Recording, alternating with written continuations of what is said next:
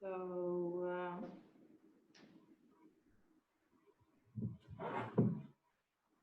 let's just get started.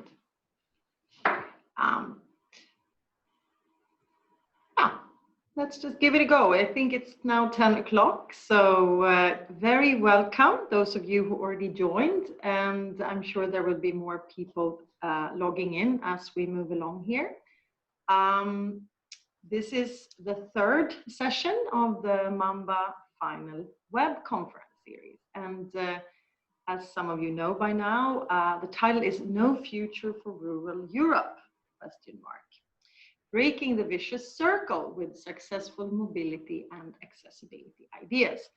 And as you know, or many of you know, MAMBA, the MAMBA project, has been running for 3 years now, or more than 3 years. And the main aim has been to maximize mobility and accessibility of services in rural areas across the Baltic Sea region. The first 2 sessions we had in this series, we focused on the situation in rural regions when it comes to mobility, which are the obstacles, what's the potential, and of course the 9 MAMBA pilot solutions that have been developed and tested throughout the region with the help of our MAMBA partners. And I really recommend all of you to go to our website, which is sort of the knowledge hub for rural mobility in the Baltic Sea region now, where you can learn more about the pilots and also find contact information, of course. So it's mambaproject.eu, nice and easy. We'll come back to that. Anyway, so for today's session, number 3, we'll focus a bit more on the policy and legislative aspects of this. How can mobility policies open the road for better mobility and accessibility in rural areas? That's the big question for today. And your hosts, moderator for today, we're all from Nordregio, Nordic International Institute for Regional Development with the Nordic Council of Ministers. And my name is Åsa Ström Hildestrand. I'm head of communications here at Nordregio, and I'll be the moderator for the day. But with me, I also have my colleagues, Johanna Föck-Westhoff and Natalia Montan, who will run the show behind the screens. So we're all happy that you are here. And good to know and join the conversation. We are recording the event today for documentation purposes. Our MAMBA illustrator, Kitty, whom some of you are already familiar with, will also draw a graphical recording of the event and the content, obviously. So we'll come back to Kitty in a while. All presentations will be shared after the webinar and the agenda. So we'll run until 11:30. We'll start with 3 keynotes. We have Maria Kyllönen from Finland, a member of the European Parliament. We have Linda Randall, research fellow here at Nordregio, and Brendan Finn with MAMBA's sister project, the SMARTA project, focusing on rural mobility in the southern and western regions of the EU. We'll also watch videos from some of our pilot solutions in the MAMBA project, and of course have a Q&A session. So please make notes, take down your questions as you listen to our speakers. So you can join the Q&A session. And you'll use the Q&A chat section. So not the chat, but the Q&A section in Zoom, just below in the toolbar. Okay, and then we'll have a final speech looking beyond 2020 with Dr. Katharina Erdmenger from the German representation to the EU. So wonderful, and hopefully a good discussion. We want to hear from you. The last 2 sessions, we've had many people in the audience working on different mobility projects themselves, or policymakers or others working to improve rural mobility. So we look forward to hearing from you. So again, just make sure to use the Q&A section.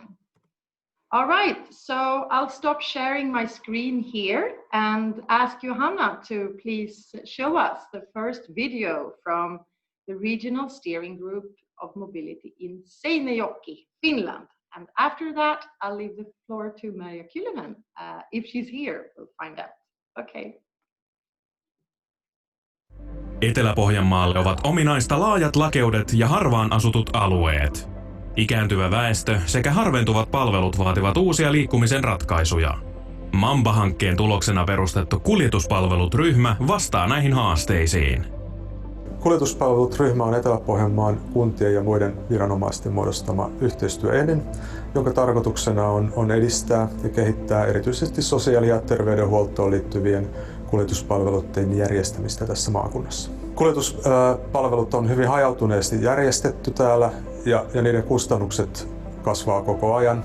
Ja tämän ryhmän tehtävänä on sitten edistää näiden palveluiden nykyistä taloudellisempaa ja tehokkaampaa järjestämistä.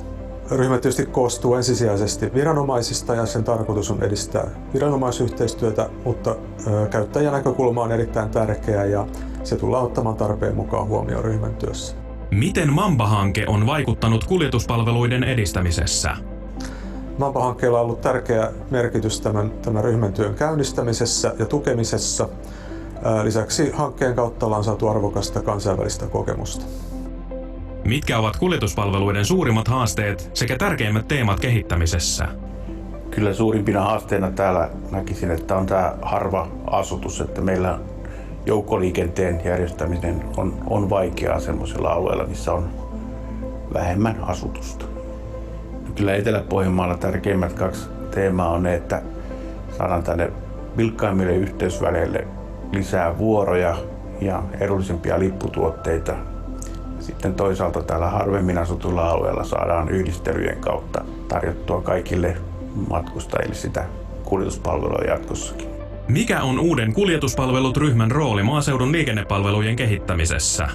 No, kuljetuspalvelut-ryhmällä on ihan avainrooli tässä nimenomaan tällä harvemmin asutuilla alueilla, että saataisiin yhdisteltyä näitä eri organisaatioiden ja hallinnonalojen kuljetuksia siten, että voitaisiin kuljetuspalveluja tarjota kaikille tämmöisillä alueilla, missä joukkoliikenteen järjestäminen on vaikeaa.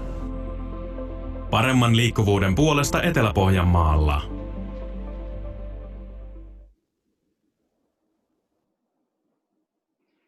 Thank you, Johanna. And I think this just gave us a quick glance at the issues at hand and also the value of this international cooperation. And thank you also for everyone who's joining the chat now and saying good morning from across the wonderful European Union. And yes, it is a sunny day in Stockholm and it's nice. But now over to Finland. Merja, are you with us? Merja Kylönen, member of the European Parliament with a lifelong engagement in rural mobility. Over to you, Merja. Good morning. I have had a lots of difficulties. We have a great storm here in Finland and especially here in northern part of Finland.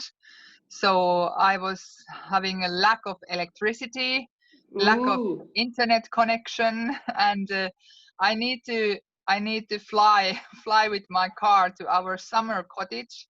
We still have electricity and I hope the internet connection too. So if this look like cottage, it really is a cottage. Well, Merja, you have a lot of credibility in terms of rural living and lifestyle. So we're really happy to listen to you and also lots of experience. So thank you for joining and making the effort to join despite these difficulties. Thank you. I try to do my best, and because of this situation here, I do the speech via my phone, so it might look a little bit funny. No, it's fine. But, you look good. I hope that you hear my voice and everything goes fine. Okay, how can EU, national and regional policies support rural mobility and accessibility? And answer is immediately yes. There is future for rural areas and rural mobility, but we have to do it together. Dear organizers of this event, dear participators to the various innovative MAMBA pilots and projects, in short, dear believers in rural mobility solutions and rural mass, to begin with, I want to thank you all for the hard work, for the great work you have done in MAMBA projects, and also I thank for the kind invitation and the opportunity to take part in this final MAMBA seminar. When the invitation was presented to me, the organizers made a request to go wild and blow up your minds. And it's not easy challenge. Usually taking talks about policies and legislation make people yawn. Wow. Policies, who cares? Give me more chocolate. However, instead of wild tricks like standing on my head, I challenged you to do your best to stay well awake and also alert throughout my speech. And I promise you understanding how system works and how we should operate. And that will help you to take MAMBA to daily life around EU in future too.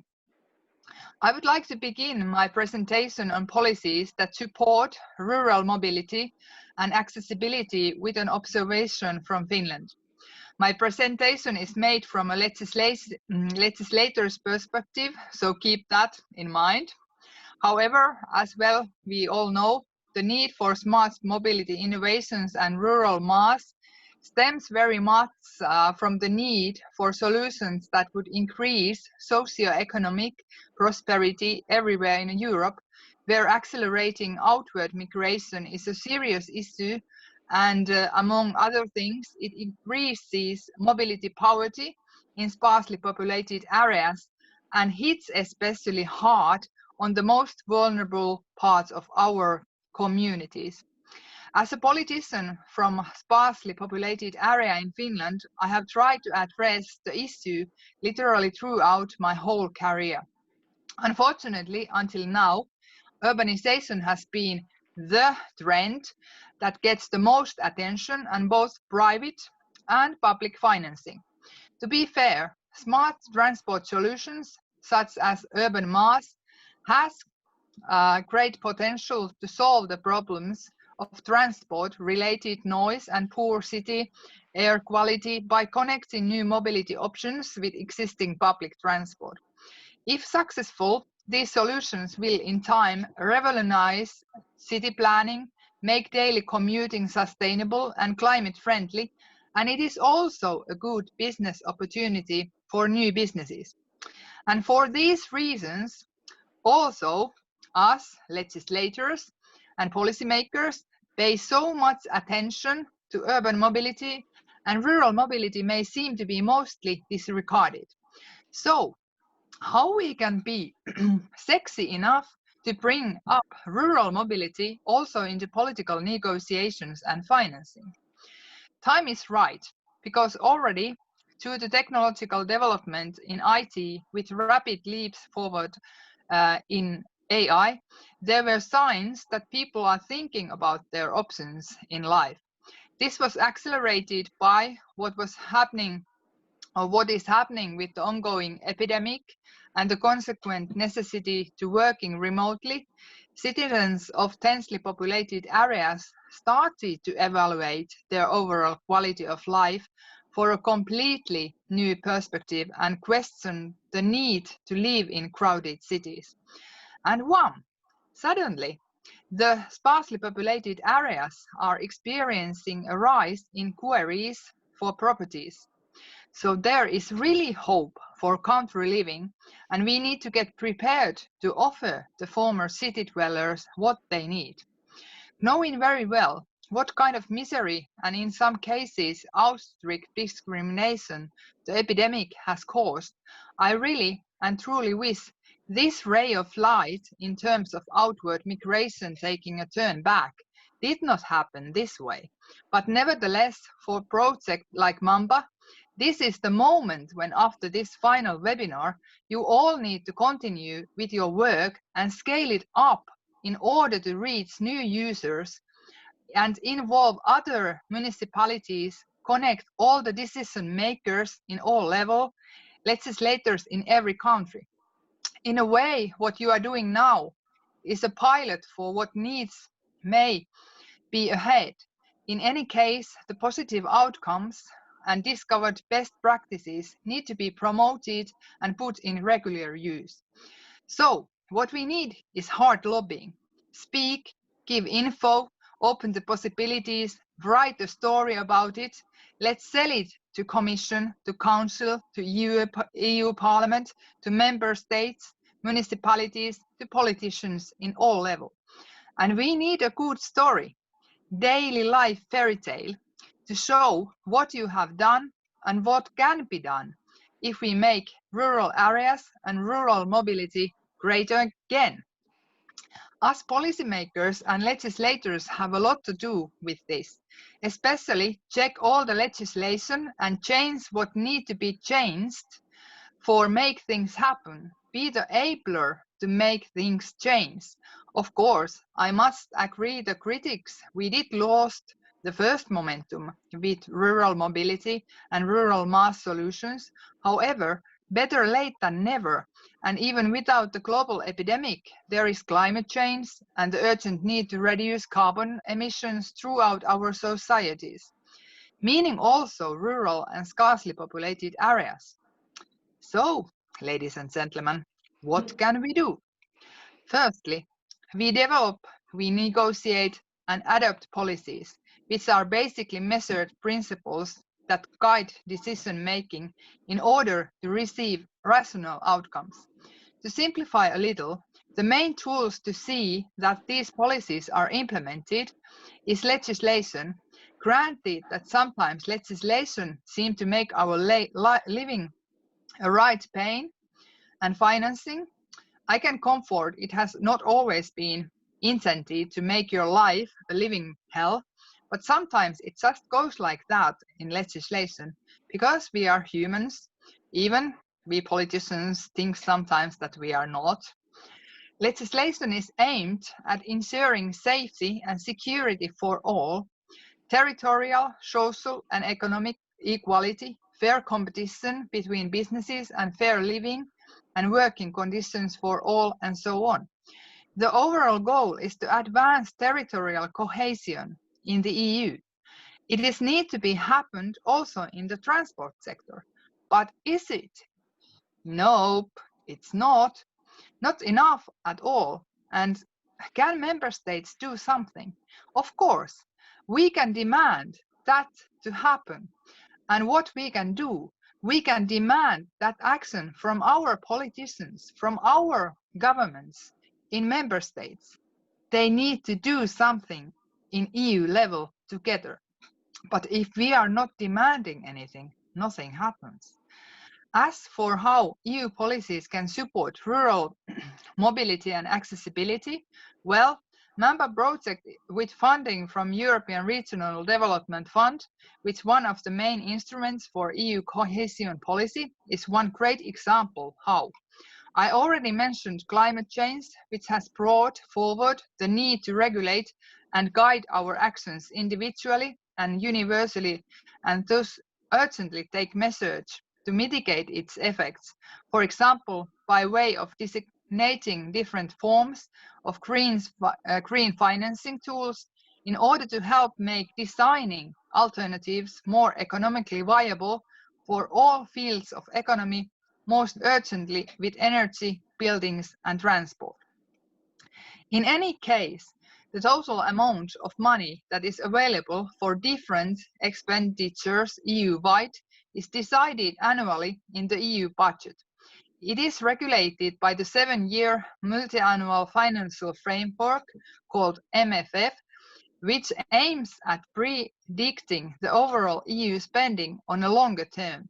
That means that we must be ready to operate with MFF too.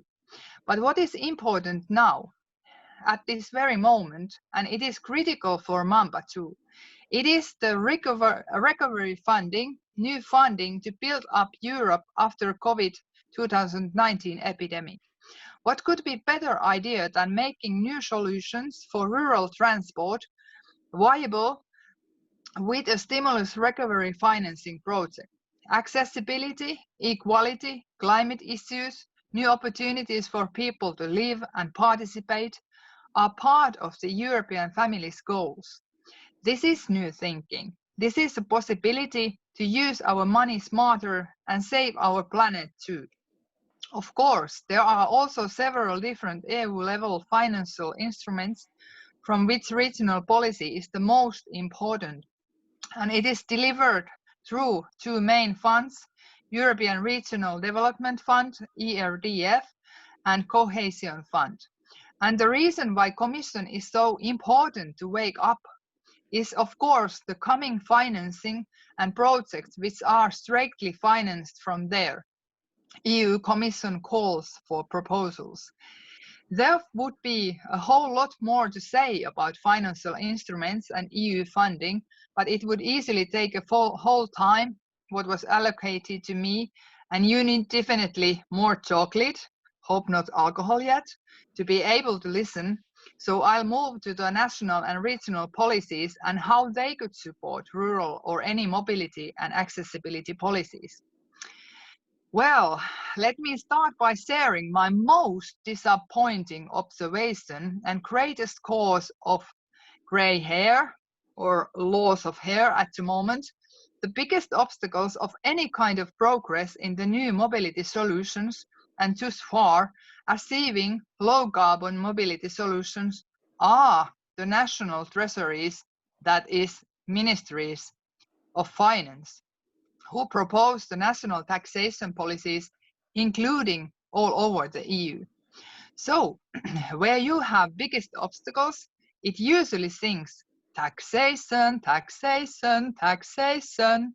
You can't do this, you can't do that. We support different things. So, if you can change the thinking of ministries of finance, you can make the revolution. It is not easy case, but there you need to go there and speak how we should use our taxpayers' money more effectively and wisely, and show it with pictures and finance tables. I have been actively involved in advocacy on behalf of mass solutions to be included within tax-free commute benefits in our next annual budget. Regarding mobility services, the Ministry of Finance does not have enough knowledge and understanding of the importance and potential of the creating new mobility services and reduce CO2 emissions and strengthen smart spending throughout the local transport and services transport chain, not just one part. I firmly believe that opening the whole public transport system, school transport, social and health service transport, elderly people transport, commuting and carpooling, public transport, private transport, without silos, would make a public transport not only a competitive alternative for passenger cars, but would also open up a number of new prospects for rural mass and equal development for all tax-funded public transport. We have huge goals and challenges with energy sector, climate issues and air quality, so we urgently need this kind of changes in our policy. And if someone is still asking when we need to do this, the answer is now. So if you feel that there's that kind of similar problems existing in your own country, check this out and be ready to act and change this. You probably are thinking that these are harsh words. Yes, but it needs to be said, otherwise nobody would wake up and things that could potentially make a huge change do not move forward. So can you either throw me with a stone or give me more chocolate? But I will continue until I see mass and rural mass revolution go ahead around Europe, or until the voters kick me out from all legislative levels. That can happen also. And the last words, which make you remember this MAMBA meeting and crazy woman from Finland without electricity and maybe without brains, who really want to make mass revolution on both city and rural level. First, learn to think. Then be ready to change your thinking. First, learn to read info, and then learn to find good info. Then understand it, then share all the best practices and all the best part of info. Get to know what all costs and who pays them. Why is it smart or not? If not, be ready to find out why and be ready to change more. And what we need is more people to believe that the smart change is needed and it is urgent for the use of taxpayers' money, our money, your money. Love can change a lot, but money does it for most. And hippie hop, remember recovery funding? Now it's time to act. Changes can be done. Check out the taxation and regulation legislation case in your own country, own area, what is enabling things to happen and what's not. Wake up, everyone, share info and best practices. Be like bishop of rural mass in your own area. Speak, speak, speak until they throw you with the stone. I have learned that in my own words. And when you get tired, please go buy a good chocolate and maybe a little bottle of good whiskey and start everything again next morning. Thank you. Thank you. Thank you so much. I wish you could hear the response from all our participants here. We have now more than 70 people joining the program. Thank you, Maria, for those words. Lots of experience. Of course, we'd like to follow up with more questions on more like the response when you discuss with the Ministry of Finance, for example. How can we do that in a smart way to make them understand or see the benefits of rural mobility solutions from a broader society perspective? And how can we work with the EU Commission? I'm very happy to see that the EU Commission, or at least representatives from within the Commission, are listening and participating today. So to you, don't be shy and please ask your questions or ask for more information when we do the Q&A session in a little while.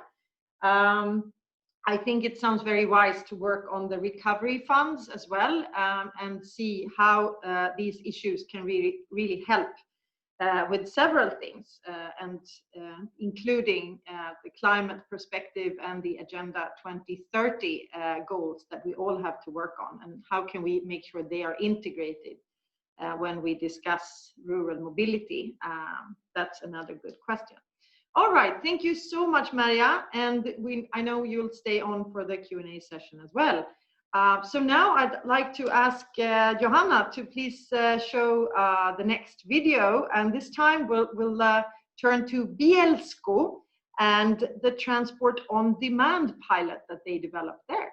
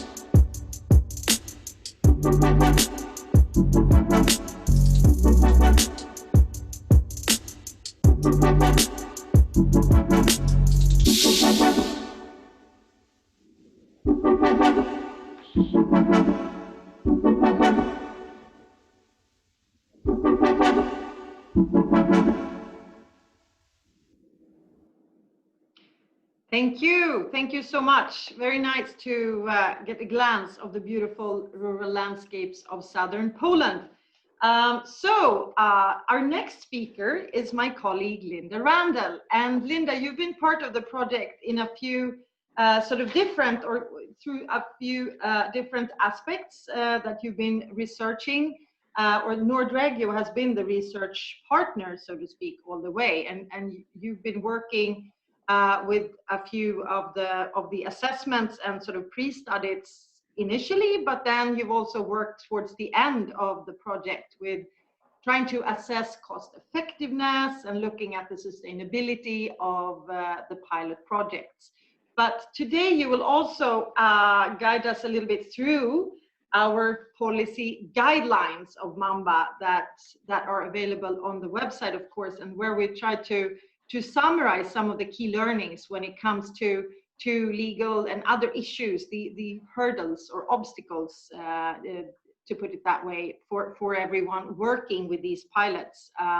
So Linda, I'm looking forward to hearing more about well, the policy guidelines, but also a few of your reflections on the pilots and how we should look at mobility and accessibility.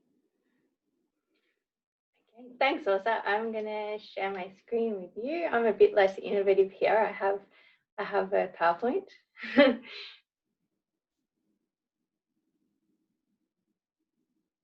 you see the screen? Sure.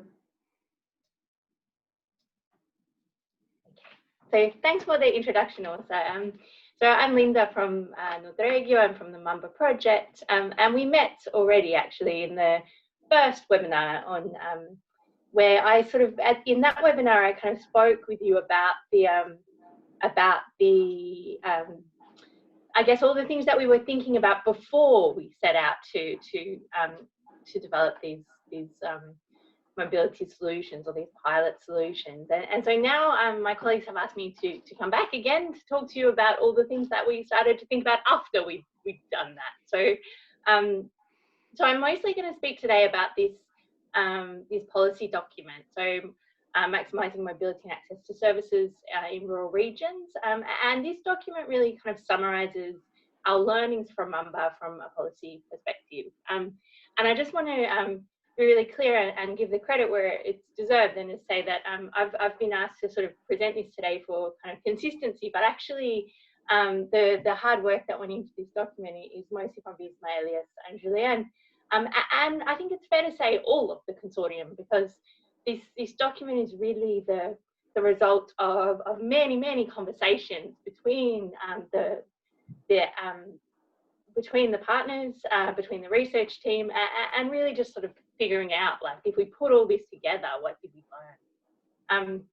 So I don't have loads of time, so I'm just going to whistle through some of the recommendations that I think are kind of particularly interesting as a kind of a basis for the discussion that we will have today. And in many cases, these might seem kind of quite obvious and a bit general, and I think in a way that's partly a reflection of the fact that we've been at this for quite a while and we kind of already know a little bit what we need to do.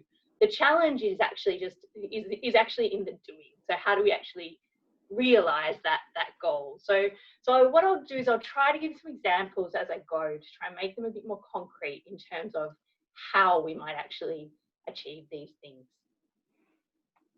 So starting off, I think a really core kind of value and a core aim of the MAMBA project was around creating kind of innovative solutions to mobility challenges. And I think it's maybe useful to we often kind of lament, or we often kind of complain a lot about these kind of short-term so we say we have this 2-year program, 3-year program, even 4-year program. We invest all this money and energy, and then kind of nothing happens after that.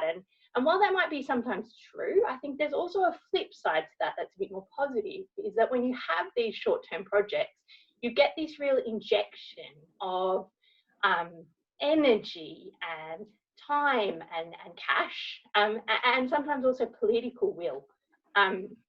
So, having a European project might bring some status to a project. And I think it's really important to make the most of that and to take risks, experiment with innovative solutions. And perhaps most importantly, when things don't work, be prepared to talk about that, be prepared to ask why. And then, of course, run for the chocolate and the whiskey to drown the sorrows afterwards. So I think that's something quite important. But at the same time, I think these kind of short-term injections of energy and cash work best when they're embedded within a long-term plan for mobility. And we saw that in the MAMBA pilot. So some of our partners, for example, were kind of implementing things through MAMBA that had been on the agenda for a really long time. And I think that in some ways shaped the success. I think some of those pilots were actually quite successful. So, for example, in the County of Plön,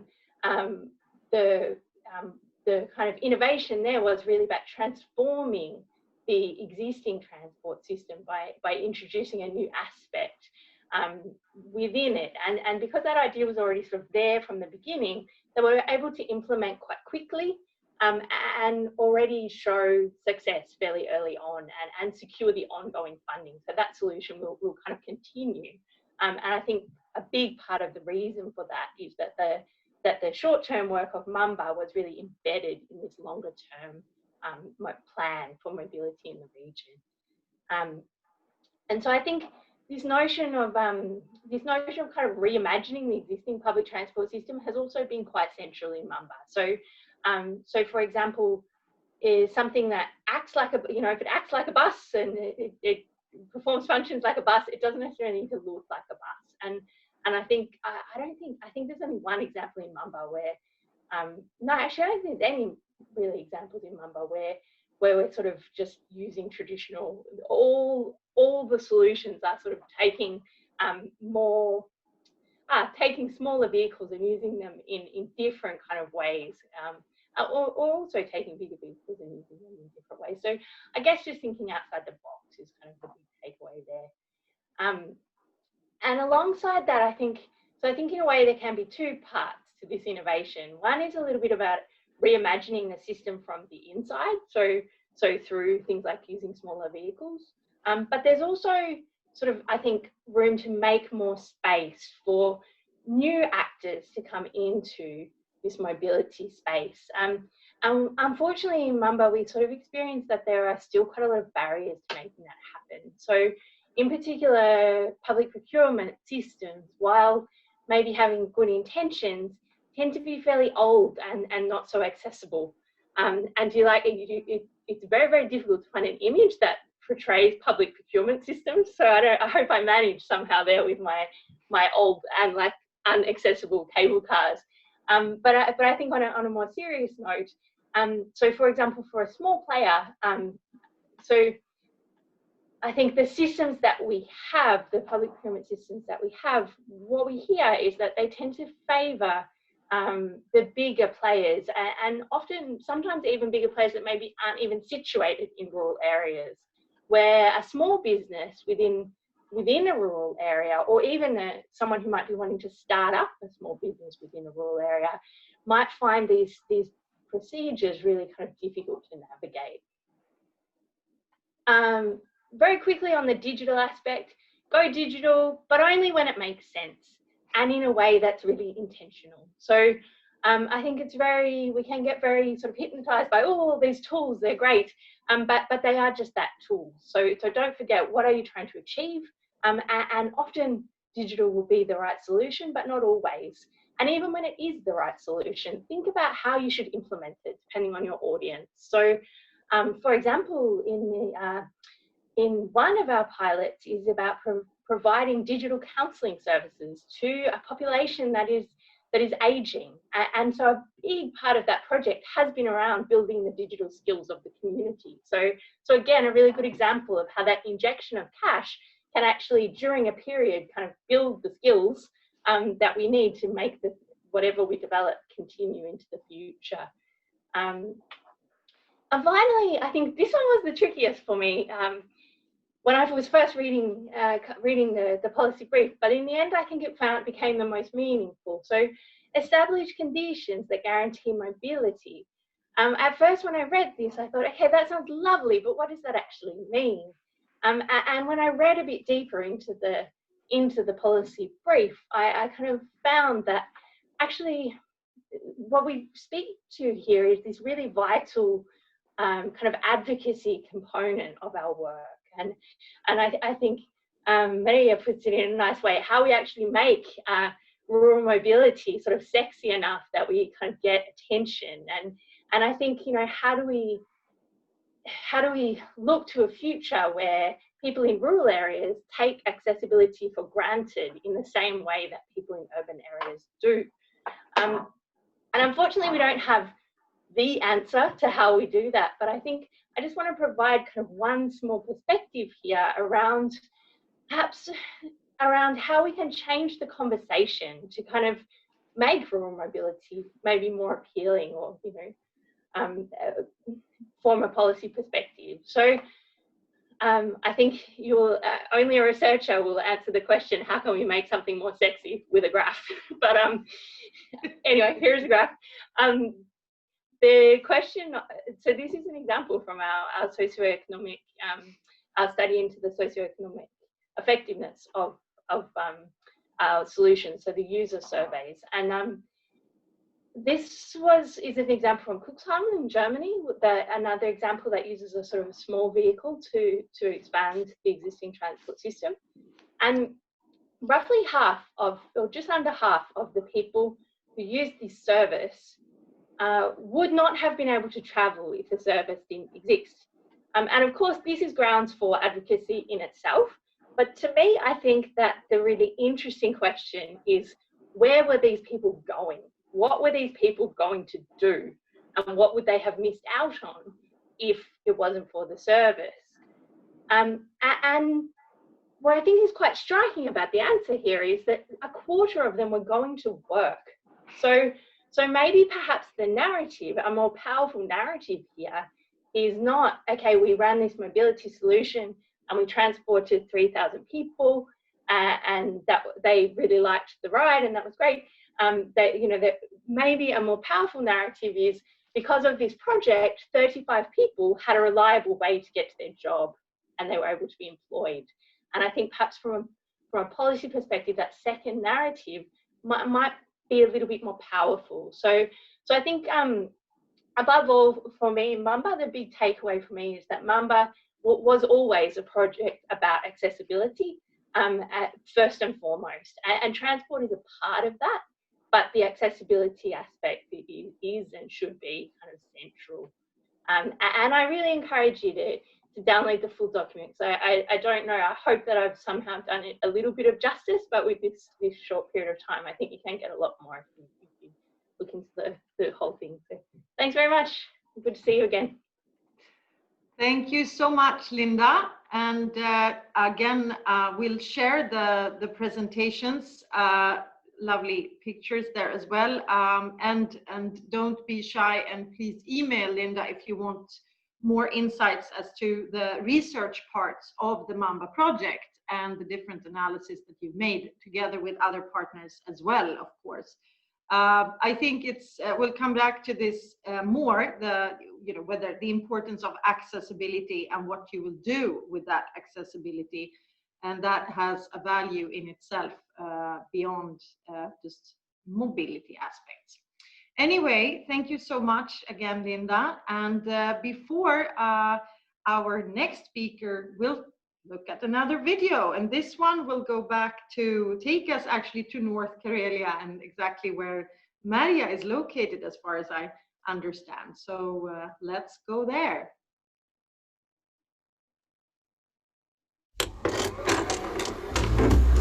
On yksi ainoa oikea tapa etsiä teille sopivaa kyyditystä Pohjois-Karjalassa. Pohjois-Karjalan joukkoliikennepalvelu Pojo.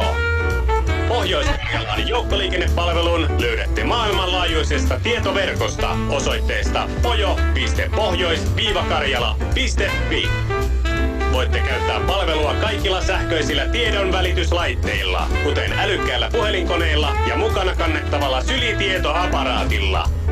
Pojon avulla voitte varata kyydin kirkonkylälle kesäreponkien tai farmarihousujen ostoon. Pojosta löytyvät niin ikään linjabiilireitit Pohjois-Karjalan kylältä toiselle.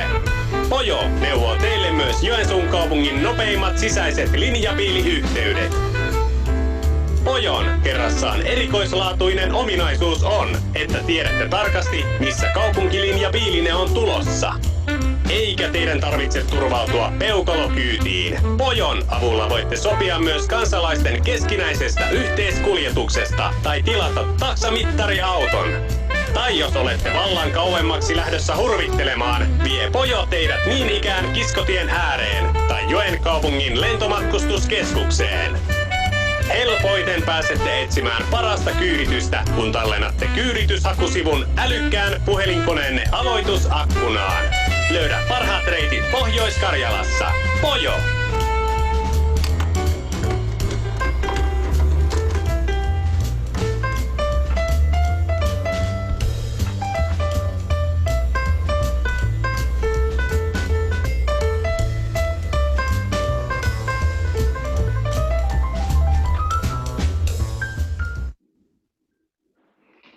Thank you so much. I love this. The Poyo team has done something very beautiful here, I think, and it's super easy and nice, and I mean easy to use and easy to remember. So yeah, I want to go to Karelia soon and find out how this works in practice. We have in the MAMBA consortium several somewhat similar solutions where we use digital solutions, but I also think it's important to think of the fact that sometimes it's also important to be able to make a phone call to get that ride, depending a little bit on your target audience, of course. So now the time has come for our colleague Brandon Finn within the SMARTA project, and you've been working with many of the similar aspects and ideas as we have in MAMBA, just in a slightly different geography, as I said, more towards the west and south of Europe. But luckily, SMARTA project is also continuing beyond MAMBA. So we'll try to merge all our knowledge here and also add to the SMARTA project and maybe eventually form a new European network for rural mobility. How nice would that be? So Brandon, please take it away and tell us more about SMARTA and your findings when it comes to policy. Okay, thank you very much. Let's try sharing the screen. And is that sharing? Not yet, but maybe soon. So maybe slow response time. Are we there? We're starting. We're getting there. Looks good. Yeah. Okay. So first of all, thanks very much for having us here. My name is Brendan Finn. I'm the project manager with the SMARTA project, and with my colleagues Andrea Lorenzini and George Ambrosino at MEMEX, we've put together this presentation. But it also comes with a lot of input from our other colleagues within the SMARTA project. Now, why is that not advancing? Okay, this way.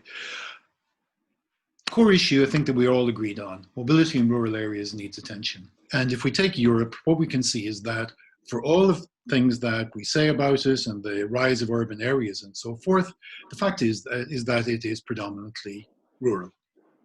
Territorially, that is not going to change. It's always going to be predominantly rural, with a significant population in the rural areas.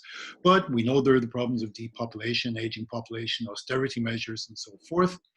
And yet we have 27% of the population of Europe living in rural areas, 137 million people. That's a lot. But the same level of attention has not been paid to the transport policy or innovation or capital investment for rural mobility needs. So one of the things that the European Parliament did was they sponsored a project, Smarter project, which is funded and managed by DG Move. And our website is there, ruralsharedmobility.eu. And the key thing was to look at ways of ensuring sustainable mobility by integrating or linking shared mobility solutions with the regular public transport in rural areas. Our consortium, 5 members, led by MEMIX of Italy, with Vectos in the UK, TML in Belgium, EI projects in Romania, and the University of Aberdeen. And we have 3 main strands of research, which will lead to recommendations and policy guidelines. The research is so-called insight papers, where we've looked at the framework in each of the EU member states and some neighboring countries. They're all published on our website. And we also looked at about 35 good practice cases. They're all individually documented on our website, and developed a brochure on good practice. We have a number of demonstration sites, which I'll mention in a moment, where various rural shared mobility services link in one way or another with the conventional transport service. And we have a fairly wide outreach through workshops, seminars, and in fact, we have a new set of thematic webinars beginning on the 14th of October, and our final conference will be on the 10th and 11th of December. And all of this, when we bring this together, is to bring about policy recommendations for rural mobility, targeted both at the European level, at the national level, and also towards practitioners and operators. We are working with a series of partners, and in yellow there, you can see the ones that are directly within our project. Demand responsive transport, integrating with the regional transport in Kilkenny in Ireland, the Reciprocity hitchhiking in France, the volunteer bus, Burger bus in Germany, and the open door school bus in Tuscany, where regular members of the community can also use the school buses.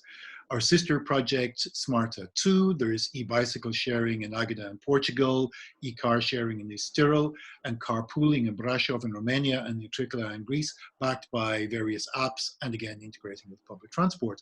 And we're also working with 5 other what we call good practice sites. 3 of are well known to you because they're from MAMBA project in Vaila in Denmark, Vijima in Latvia, and Bielsko-Biala, which we've just seen the video, but also a mobility hub in Groningen, in Drenthe in Netherlands, and Valderrama in Spain, the shuttle service. And all of these are leading into our Smarta evaluation framework, again, published on our website. And obviously, we look at the layer of mobility and accessibility. But along the lines of both what Linda and Maria had been talking about, we also want to understand what were the enabling factors for change, what was the implementation process, feasibility of strategies. So we take these individual demonstrations and say, what can we learn from them at a much higher level? Now, let me come back to the so-called insight papers, where we looked at the frameworks within each of the European member states within which the rural mobility sits. The financing, the policy, institutional, regulatory, and so forth. And if I just give some highlights, when we looked across all of the member states, we see that there's a near total absence of specific national policy for mobility in rural areas. There are different authority levels acting in the rural mobility. There are very few obligations at the national level to provide rural service or its funding. And organizational arrangements for rural shared mobility are weak. Now, that's not to say that the organizations that deliver them are weak, but rather the frameworks within which they sit. There's some really good work being done out there, but the frameworks are not conducive to developing rural shared mobility. And of course, this is a big problem for local communities who wish to act, because there isn't a framework in which they can actually get the needed support. Now, again, in all this, we'd highlight that there are some regions and some local authorities who make policies and programs and do an excellent job, even if the national level neither mandates it nor particularly supports it. And then we said, okay, what's up? Oh yeah, okay, now we're moving. Just 3 highlights from the insight papers when we analyzed them. We said, what's the layer of government at which rural mobility is primarily determined? And we see that in a number of countries it's national, mostly it's at the state and the region, and then in the red you see where the municipality or the county does it. But what we can see basically is that apart from some of the smaller countries like my own, Ireland, generally speaking, it's at the regional or the county or the municipal level at which is the primary determinant of the rural mobility. So we then asked the million-dollar question. Is there a specific rural mobility or transport policy with objectives, targets, and responsibilities? And we find just one country in Europe, Latvia, where there is such a thing, but regrettably, they don't really have the money to finance it. There's a few with aspirational goals we aspire to, we will examine, we will find ways to, but it doesn't have any targets. And in the vast majority of Europe, there is not a specific mobility policy with targets and goals and objectives and responsibilities. So we said, okay, well, look, if there isn't at national level, is the equivalent of the SUMP, the Sustainable Urban Mobility Policy. Again, Slovenia was the only country we find that actually has any structured approach to this. There's a few countries where some is being implemented, and I think it's a bit unfair in Belgium because actually in Flanders, it has now become widespread and they're probably the leader in this. But the reality is it's very little practice in Europe either. So neither at the national level nor at the regional level do we find a planning framework or a policy framework. So what does that lead us to? What is the problem? The problem is there's no policy for rural mobility at European level, nor is there any obligation for member states to have such a policy. Now, as a single European member state has a target-bound policy for rural mobility with assigned responsibilities and sufficient committed budget to deliver it. So that means it's left to regions and local areas to provide such services that they see fit, if they choose to, or just to do what they can within whatever limited resources have been allocated to them. So that leads us to the issues at the provision level that we all know. Limited public transport in rural areas, many areas have none, low frequency, which are timed for either commuting or shopping and don't suit other purposes, lack of structured integration with conventional services, and few opportunities for people outside the region to get there without a car, so therefore they bring cars into the area. And at the personal level, we see very high dependency on cars. If you don't have a car, you're in trouble. Accessibility to public transport is a problem by distance, by road surface conditions, by lighting and so forth. And the low level of service makes connections with the regular transport difficult. And of course, the return trip may be impossible for you. And children usually have good level of access to school, but otherwise they're dependent on parents for lift giving. So they have less independence and it puts a heavy burden on households. So it's time to act, but why should the EU act on something that seems to be a local issue? Where's our case here? Well, the EU acts in policies on a whole series of areas, and at one level on the map, we see, yes, it's done at the European level, but actually all these policies must be implemented at the local level. And if you don't have mobility, it impacts on the ability to deliver on policy. The second aspect, though, is mobility is a basic freedom. We understand this in urban areas and most other things, but without mobility, you cannot access work or education or all the other things that are part of your daily life, and it's a vital enabler for rural communities. And if we think of rural areas as being a cluster of people, communities, and businesses and activities, without mobility, they're in trouble. And what we're finding, and we all know this over the last 20, 30 years, we've seen as a direct result of policy or an indirect result of policies, these are not happening by accident, increased centralization, so we have less local services, less jobs, shops, and activities. We've reduced financial support to rural mobility, and in socio-demographic terms, we see the young and the old stay and the middle leave. And this leads people to need to travel further for most purposes. Car is often the only option, with very few options available, and many people can't use cars due to age or infirmity. And that then has the consequence that people in the area have difficulty to live a daily life without a car. You get increased rural traffic, which not only affects the rural area, but also they converge in urban areas, leading to problems, and you're getting energy consumption and emissions going through the roof. However, one of the problems in trying to communicate this is when we show it on the video, people from outside tend to see these are the small people in small places, small problems. And okay, why should Europe act? And that's where we got to bring it back to the 137 million people. This is a quarter of Europe's population. And you have no hope of delivering on European level policies if you ignore that quarter. If they cannot participate, or their only means of participation is high energy and high emissions, you cannot deliver on your policies. So if we say Europe should act, in what way should it act? First of all, is to establish European-wide policies on rural mobility. And that means that rural mobility should be included across all policy areas, but most especially to recognize the linkage between rural mobility and climate change and energy issues. If we have a quarter of Europe's population traveling large distances dependent on cars, we cannot meet the targets. And the targets and obligations in national policies need to be migrated downwards to local development plans and programs with defined responsibilities for delivery. So that leads us to the second strand, is not only to have a European-wide policy, but to require member states to establish national policies on rural mobility. And the goal should be to have target-bound rural mobility policies in all member states by 2025 and effective frameworks in place by 2030. Quite doable, because it is at the local level, minimal infrastructure requirements, and the local communities can act, whether it be at the local government layer or the communities themselves, they can act once they have the framework to do so. It would be a matter for the individual member states what exactly is the coverage level, the allocation, and so forth. The point is, it cannot continue that there are neither mandated levels of service nor assigned responsibilities to assure their provision. So the European Parliament would mandate that by 2030, every part of the EU territory is covered by a mobility policy set at national and regional level, and a specific mobility plan that includes objectives, targets, and responsibilities, and that all of the national and regional territory will be covered by the policy. It would still remain the national or regional or local level decision as to what exactly is done. The point is they must do something.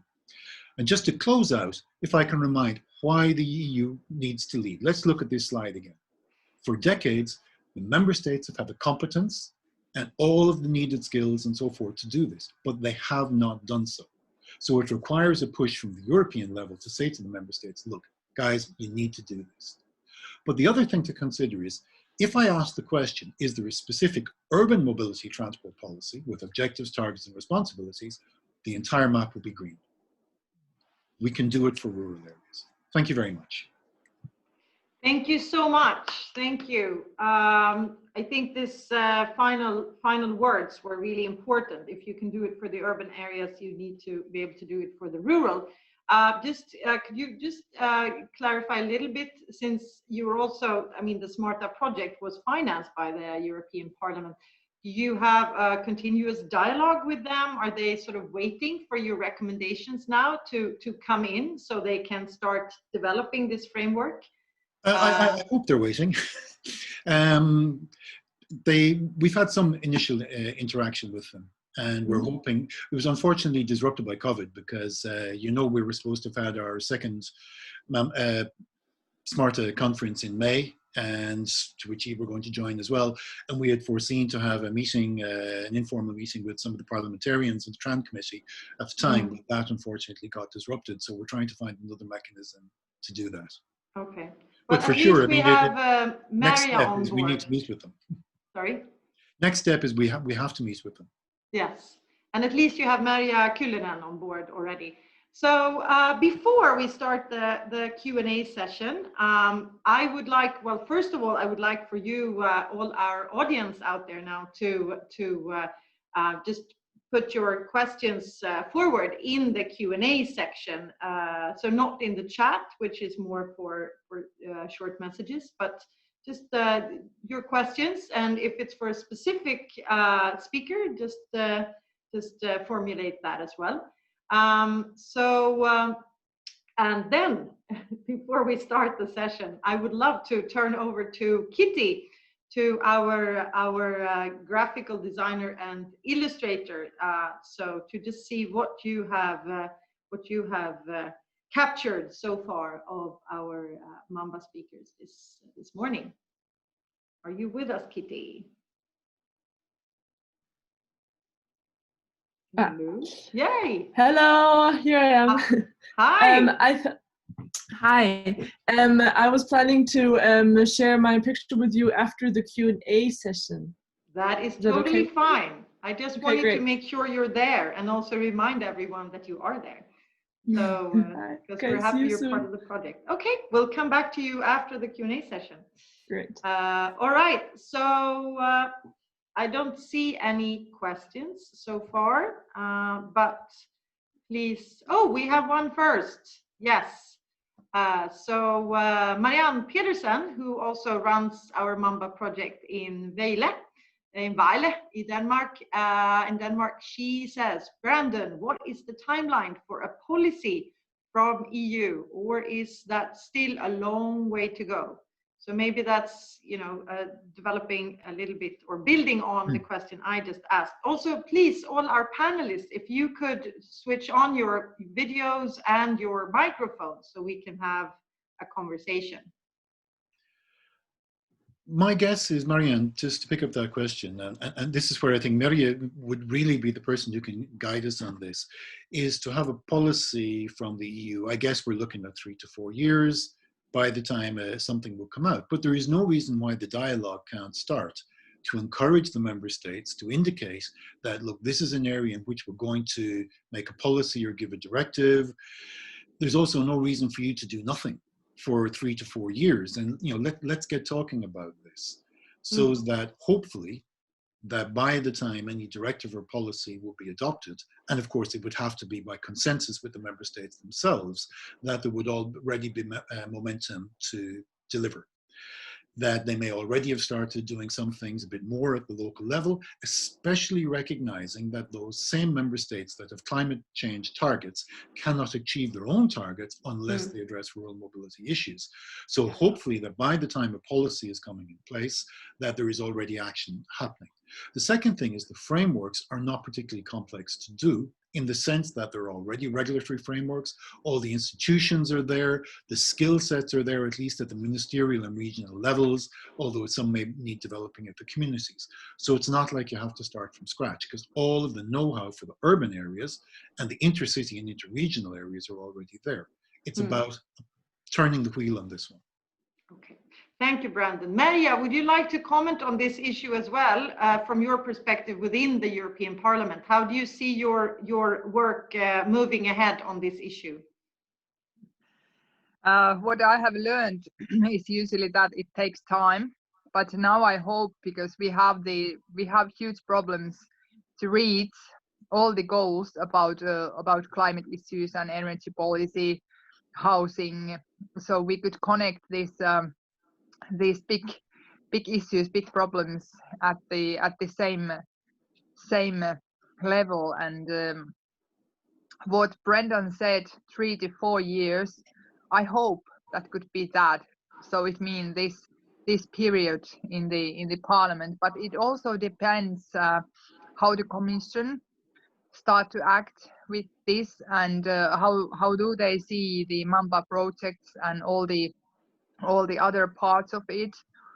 And what I was thinking, because we have, for example, in Finland, we are doing 12-year transport planning for first time in our history, and there has been negotiation that we should make an initiative from our country to European Commission, that we should have this kind of common rural mobility policy or transport policy.